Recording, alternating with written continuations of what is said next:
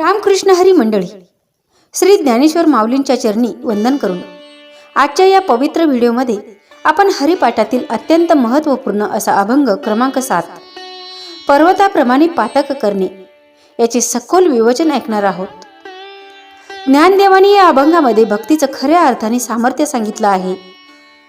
भक्ती म्हणजे पापावर वज्रलेप, भक्ती म्हणजे दैवताला अनुकूल करणारी शक्ती आणि अभक्त मनुष्याला जीवन कसं दुरावून टाकतं याचं अत्यंत सुंदर वर्णन माऊलीने इथे सांगितलं आहे।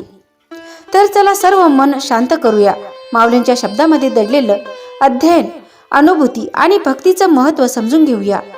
हरिपाठातील अभंग क्रमांक 7 याचे आज आपण सखोल विवेचन करणार आहोत।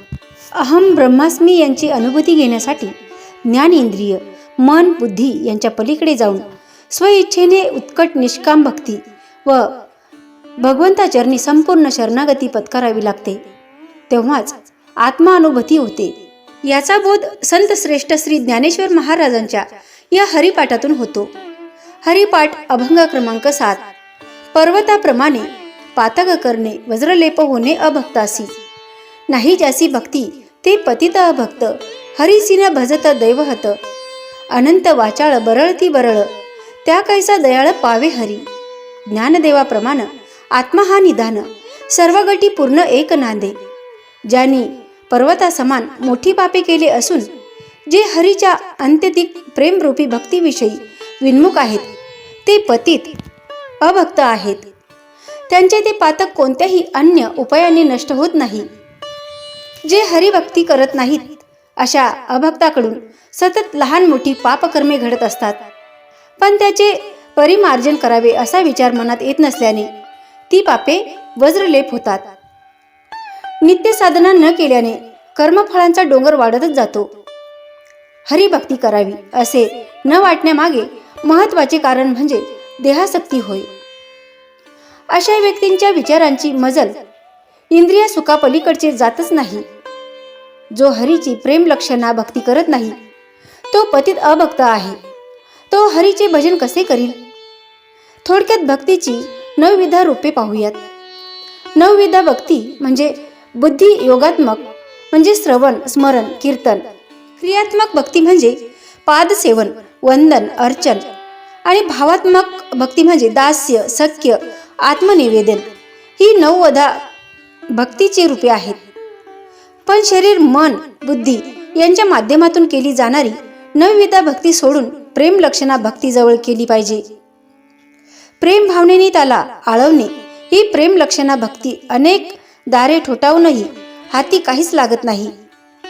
पण अनन्य प्रेम भावाने त्या हरीला शरण जावे तरच हरीची प्राप्ती होईल, अन्यथा पतित असणारे अभक्तच राहतील।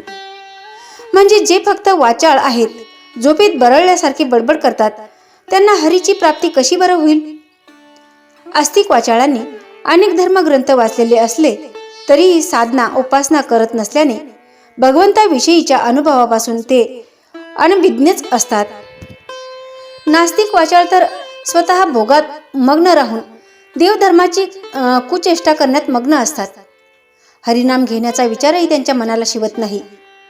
वास्तविक स्वानुभव घेऊन मग सत्य काय आणि असत्य काय हे ठरवावे। पण भगवंत प्राप्तीसाठी लागणारी उत्कट निष्काम भक्ती या नास्तिक वाचाळाकडून कुठे असणार?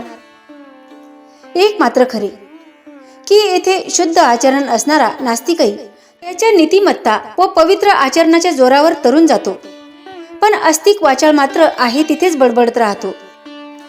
ब्रह्म हेच सर्वाचे अधिकारण असले तरी ते ज्ञानेंद्रिय, मन, बुद्धी यांनी जाणता येत नाही। त्यासाठी पराकोटीची निष्काम भक्ती व शरणागती पत्करावी लागते।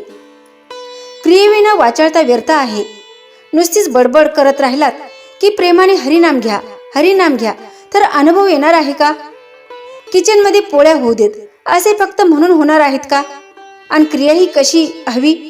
मनाच्या गाभ्यापासून उत्स्फूर्तपणे आली पाहिजे।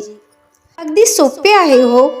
बासुंदी करत असताना जवळ उभे राहून दूध सतत ढवळत राहिले, वेळच्या वेळी साखर, वेलची, केशर, ड्रायफ्रुट्स टाकले आणि गरजेपुरते आटल्यावर थंड होण्यासाठी फ्रीजमध्ये ठेवले की जेवायला घेतल्यानंतर कशी सुमधुर चव लागते, तसेच आहे पण गॅस मोठा करून ठेवला आणि जवळ नसले तर दुधावरची साय उतू जाईल. दूध पूर्ण आटल्यावर केशर आणि ड्रायफ्रुट्स टाकले तर छान मुरल्यावर येते तशी चव येणार नाही.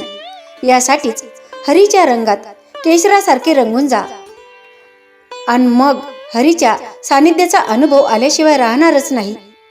संत शिरोमणी ज्ञानोबा माऊली म्हणतात की सर्व देहामध्ये एक परिपूर्ण असणारा आत्मा हाच माझे सर्वस्व आहे. कारण तोच हरी आहे. म्हणजे भक्त असो, अभक्त असो, महापातकी असो की सज्जन असो, सर्वांमध्ये एकच समान आत्मा आहे. त्याला ओळखू येण्यासाठी हरीला भजले की चिरंतन आनंदाचा ठेवा सापडेल. यातून श्री संत श्रेष्ठ ज्ञानदेवांना असे सांगायचे आहे की हरिनाम घेण्याची फक्त भाषा न करता कृती करा आणि अनन्य प्रेमभावाने हरीचे नाम घेत राहा. मग पर्वतासमान असणारी पातकीही नष्ट होऊन भगवंताची प्राप्ती होईल. सर्वांमध्ये असणारा आत्मा म्हणजेच हरी हाच माझे सर्वस्व आहे. तर बांधवानो, हरिपाठातील हा 7वा अभंग साधा नाही. तो आपल्याला सांगतो की भक्ती ही पापाची धुलाई करणारी गंगा आहे. नावामध्ये इतकी ताकद आहे की पर्वता एवढी पापे वितळून जातात. पण जो नावच घेत नाही, ज्याच्या मनात नम्रता नाही, ज्याच्या जीवनात अहंकार आहे, तो स्वतःच आपल्या सुखाच्या मार्गाला अडथळा निर्माण करतो. म्हणून चला ज्ञानदेव माऊलींचे शब्द हृदयात ठेवूया, हरिनामाला धरूया, भक्तीचा आधार ठेवूया आणि जीवन उजळून टाकूया. श्री संत ज्ञानेश्वर महाराज यांच्या हरिपाठातील अभंग क्रमांक 7वा याचे विवेचन जर तुम्हाला आवडले असेल तर लाईक करायला विसरू नका. हा व्हिडिओ जास्तीत जास्त लोकांपर्यंत शेअर करा. चॅनलवर कोणी नवीन असाल तर चॅनलला सबस्क्राईब करा. बोला पुंडलिक वरदे हरी विठ्ठल श्री ज्ञानदेव तुकाराम. माऊली ज्ञानेश्वर महाराज की जय. जय जय विठ्ठल, जय हरी विठ्ठल.